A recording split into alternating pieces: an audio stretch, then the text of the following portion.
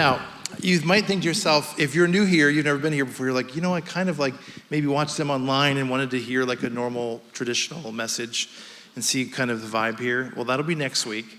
But I have found that some of the most memorable moments, at least for me, and I know some of you have shared the same thing, have happened on these Storyteller Sundays where people simply tell their story and oftentimes why they're here and how they arrived here and all of that stuff. So we're gonna do that today. The good thing is they know a part of Darla's story, but not the whole thing.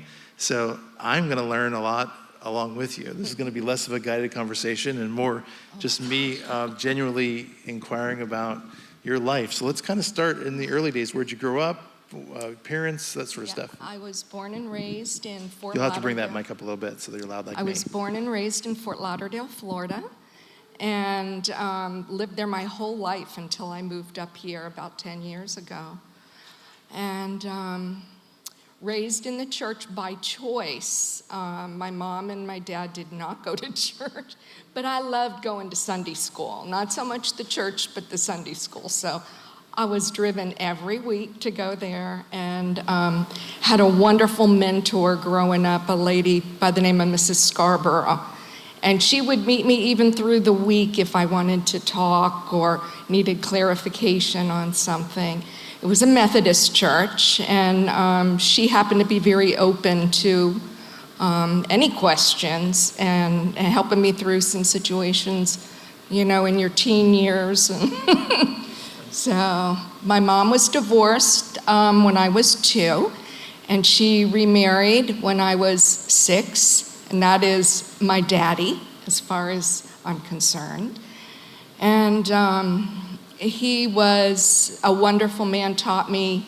He was from Alabama, so I learned a lot about hunting, fishing, growing things, which was great. That was our family vacations, hunting trips to North Carolina.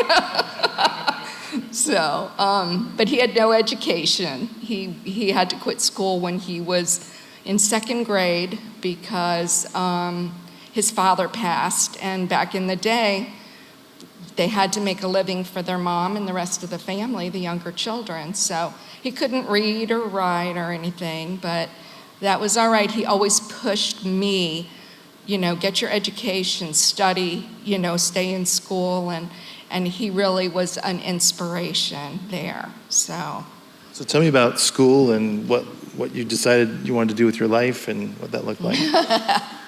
Well, let's say faith came in there because I really didn't know what I wanted to do with my life. So I love animals with a passion, and I thought I wanted to go into veterinary medicine, but I was in a health service aid class in high school, and once I ended up working there part-time as part of my school experience, I decided I didn't, because emergencies would come in and you would see like animals in really bad states, and that was just too overwhelming for me. So kind of relied on faith and ended up getting a job in risk management as a receptionist, and was furthered along the way. What do you want to do with your life?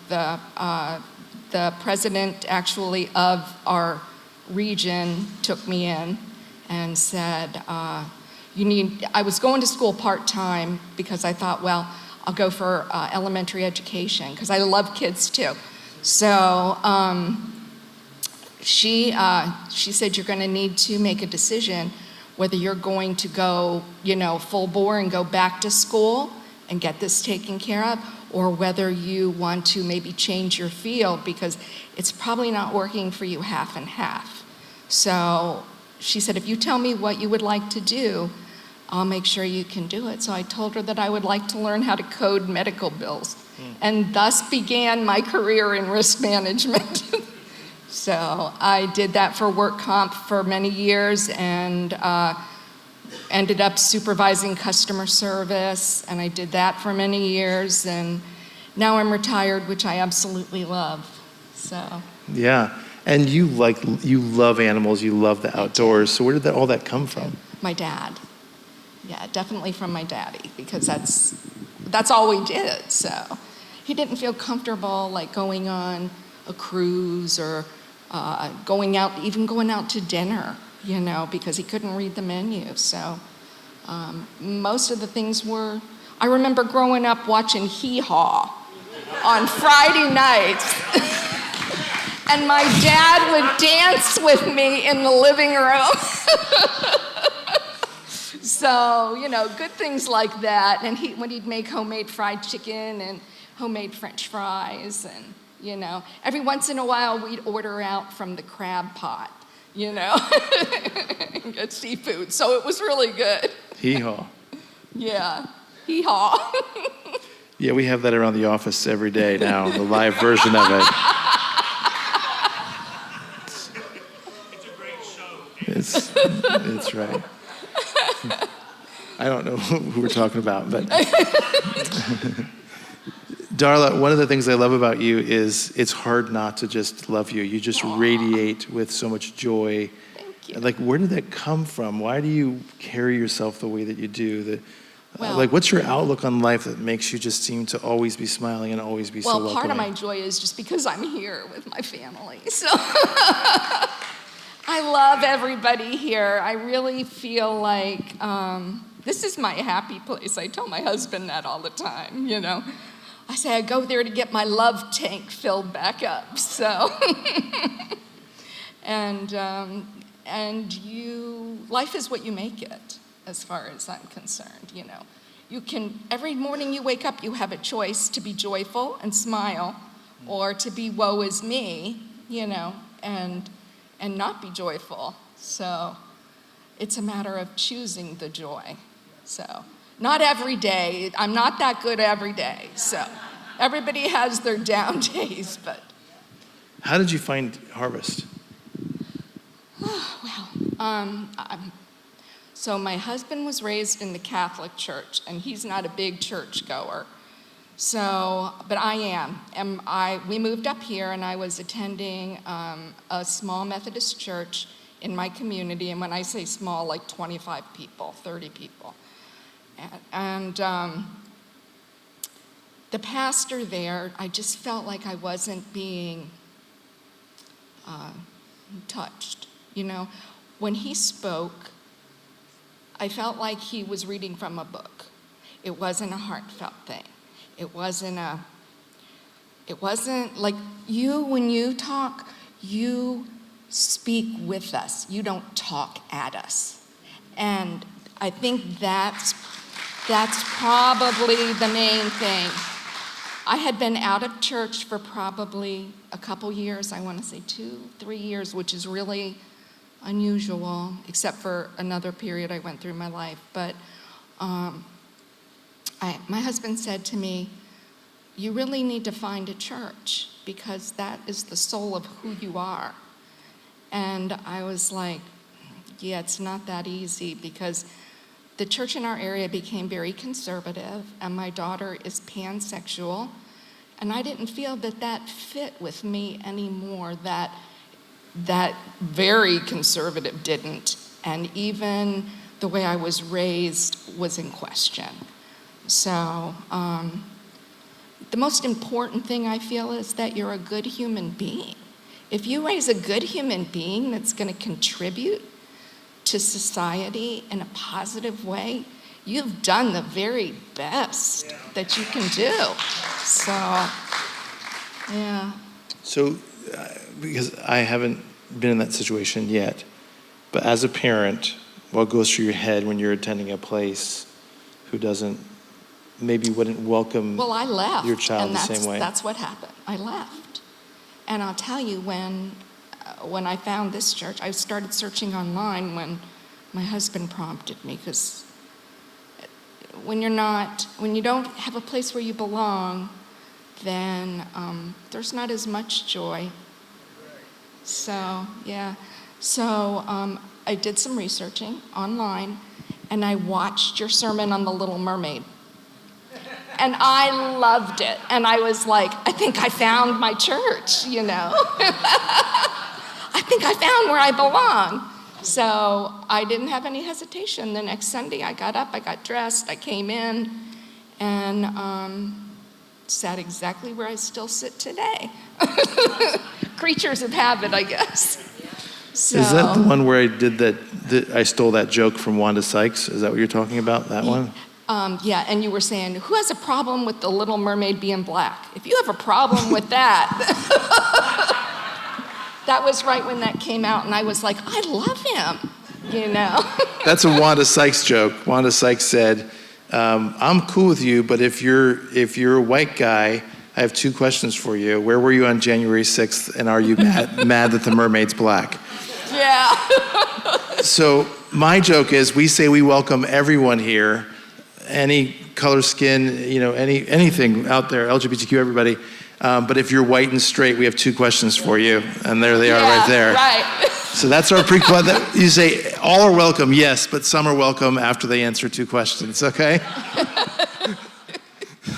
So yeah, so that was it, and I've been hooked ever since. So I can't wait to get to church on Sunday and make the coffee. Like, I'm so excited about coming and making coffee for everybody. So the coffee and also the eggs. And the eggs. Why'd you start bringing eggs? I mean, when one day when you just said, "Oh, there are eggs in the refrigerator," it's like, well, because I have 17 hens, so it's like, and they don't lay good all the time, because if they're losing their feathers and molting in the fall, then they don't, you know, they're like, well, you want me to do what? You know, but yeah, so, but the rest of the time, they're pretty good. So, like, I bring the extra eggs in, because what am I going to do with them? Because you can only eat so many eggs. So. How many of you have had some of Darla's eggs? How many of you are just finding out about this right now and are mad that you didn't know? Like there wasn't a sign or something, right? Well, that's where they come from. If you can get your hands on them in the fridge, they're yours. Well, I have 17 more chicks coming in August, and so they'll start laying in about 6 months after that, so. Oh, that'll be great. Yeah. Then the rest of you can get eggs too, okay? So, yeah. Then instead of 4 dozen, there'll be 8, except when they're molting. That's amazing. So. What is it about the heart of this place that your theology has your theology moved to this point, or has it always been there and you just needed to find a home? I've always had faith. I've gone through some really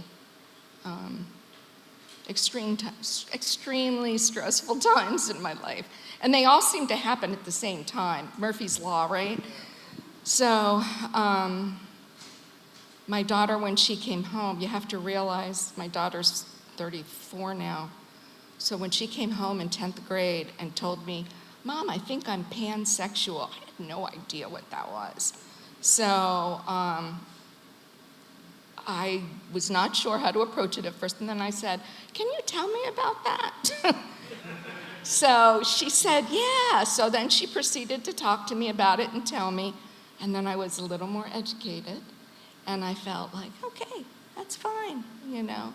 If that's what makes you happy and that's who you think you are, you know, I'm good with it. So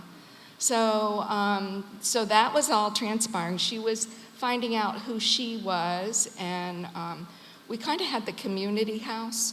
So I figured the best way for me to keep an eye on who she's with and what she's doing is open up our home. So I always made sure I had plenty of food, plenty of snacks.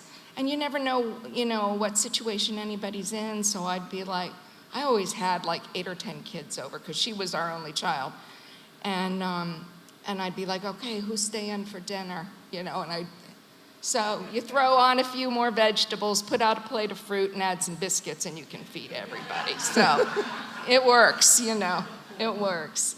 So at the same time, my husband couldn't figure out what was going on. He was dropping weight and loss of interest, and it turns out that he had become addicted to painkillers, so from a back injury that he had. So I was kind of dealing with that on and off for about 15 years. Yeah, and I knew the man he was before I married him, and I just wanted him back because he was really good. So I went to Nar-Anon and for support, and it was other family members who were in the same situation, but I wasn't learning how I could help him through it all. So I started going to his Narcotics Anonymous meetings, and they accepted me. So 3 times a week, Darla support. And they were very accepting and very kind and loving, and I inserted myself everywhere I could. So they would have parties, and I would cook up a storm. I love to cook, so I would make macaroni and cheese, and I would do lasagnas, and I would do anything I could think of and bring over, so that after years it got to the point where they'd be like, you can stay home, just send Darla. But it was my way of learning what he was going through and what others go through with it. So patience is definitely the key. And all along I was taking phone numbers. And so if it ever happened again, I had contacts this time that could help me and help him through it, so he wouldn't spiral out of control. So those 2 things during this time in my life is probably what made me who I am today. But I have to say that if you're open to it and you just accept the things that are happening and deal with it the best you can, you learn from that. It gives you grace, and it gives you the ability at some point to use your experience to maybe help somebody else who might be stumbling through like I was in the beginning. So. My grandmother, my mom's mom, Kathleen Hall Graham was her name. She passed a month before her 100th birthday. Born in November, she passed in October, and 99 and 11 months. When she was 96, I think it was when we sat down and interviewed her, right? When she was 96, we sat down to interview her about her life because she grew up through the Great Depression. She was in a children's home. That's why I said 99. Oh, when we interviewed her, she was 99? Oh, so we interviewed her and she passed 6 weeks later. So wow. At 99, we sat down and interviewed her, I set up my cameras and asked her about her life. And she was talking about going through the Great Depression, and she grew up in an orphanage, a children's home. And she had her first husband before my mom's dad, my grandfather. She received a telegram in the mail that he had passed in the war. So she'd just seen it all. And it just reminds me of what you're saying, because when I was sitting there, one of the last questions I asked her, which coincidentally enough was the last words on her memorial video at her passing, is I said, Grandma, after all these years, 99 years of living through so much that we can't even begin to fathom, do you have any advice for your grandchildren, your great-grandchildren, the ones that you have yet to meet? She goes, well, I don't know, honey. And she goes, you got to take what life gives you and do the best you can. Mm-hmm. And she goes, what else can you do? Just like that. I thought, man, after all those years, that's some of the best advice, that's true. Similar to what you just said. That's just so accurate.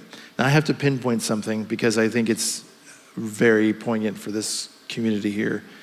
And that is, as a mama and as a wife, with both your husband going through addiction, your daughter, letting you know she's a part of the LGBTQ community, both of them you seem to go to bat for in a way that a lot of people in this room didn't have parents to do the same thing. Yeah, my daughter is fantastic, my husband is fantastic, and they're great people, and they would do anything for you.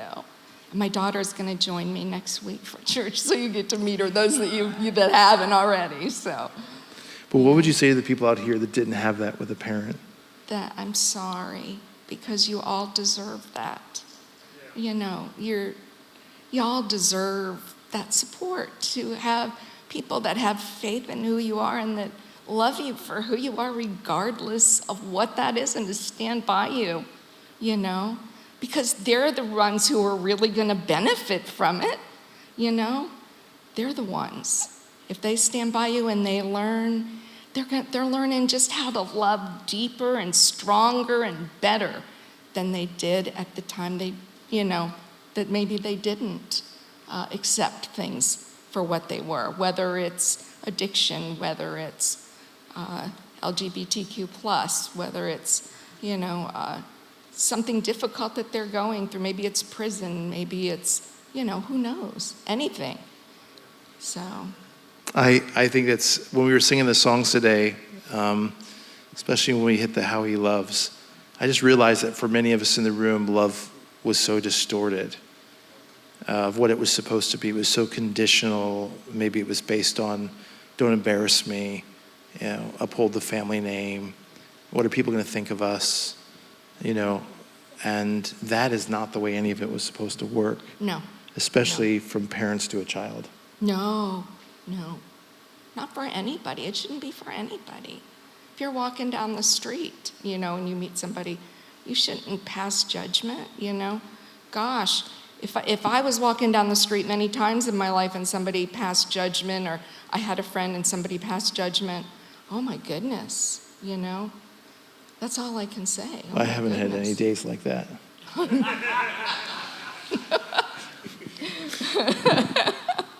I think all of us have had bad moments, right? Come on. That's so beautiful. I want to tell you all this. Darla does the coffee in the morning. She gets help from Kim and others. I do. And it's wonderful. And Brad, do you help too, Brad? All right. Yeah. Thank you, Brad, for doing that. So Jakima came up with the idea that we're going to do a little bit of renovation, not renovation, but decorating out here to make it a little bit more friendly to hang out. And one of the things is we're going to rename that corner Darla's Corner, Darla's Coffee Corner. So.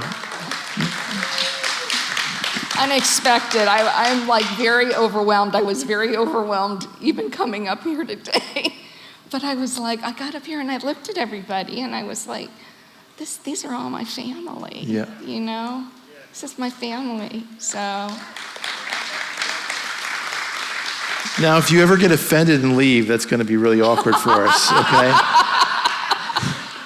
It's just like, because it's not in the budget to get another sign, so we just got to like Sharpie out the Darla part and see who's there. Rick's Coffee Corner, okay.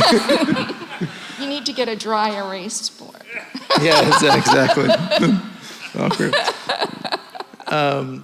Well, I'm going to give you the last couple words here, if that's all right. Well, just a funny note to end on, just so it keeps it light. So when I was going to NA with my husband, I was there so often that after one of the meetings, I had a lady come up to me and she said to me, "I want what you have." And I'm like, okay. So I listened for a second and she says, "How many years do you have clean?" And I went, 48.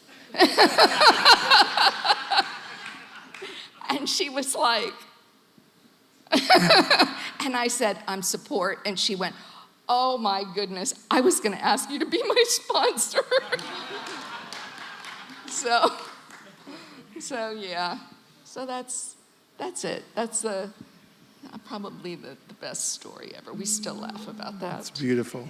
Will you give Darla a hand for me? Will you do that? Thank you. Great. Put it down here. It's beautiful. It's fairly painless, right? Yeah, I got the family here, so I'm good to go. Let's stand up together. We'll pray. How many of you enjoyed that today? Wasn't that wonderful? It was so good. Next week, I'm going to finish my message that I started last week. And so if you can be with us next week. I have some of the most important parts of that message, I think, are in that second part that I didn't get to, but I didn't want to keep you here too long last week. And you're getting out of here early today. So normally we squeeze 2 stories in, but we're doing more 1. So that way we'll get ready for the backpack drive and all that fun stuff. Let's bow our heads together. Father, we thank you today. What a wonderful time to be together. Again, we're grateful for this community that is growing here and becoming a part of one another's lives. I know mine. And I'm just so glad that we could gather here, the freedom to worship, to welcome, to include, to understand, to see, to value, to listen, to experience someone's story, to hear life through their lens, to maybe find some things in there we wish we would have experienced, reminding us of what we're worthy of as divine creation. And so today, as people leave here, I want them to take away those things that will leave us better than when we came, the reminders of who we are and what we're worth, what we've always deserved, that your love should have been emulated from those in our lives, and when it wasn't, you're still here to remind us of what we deserve and who we are.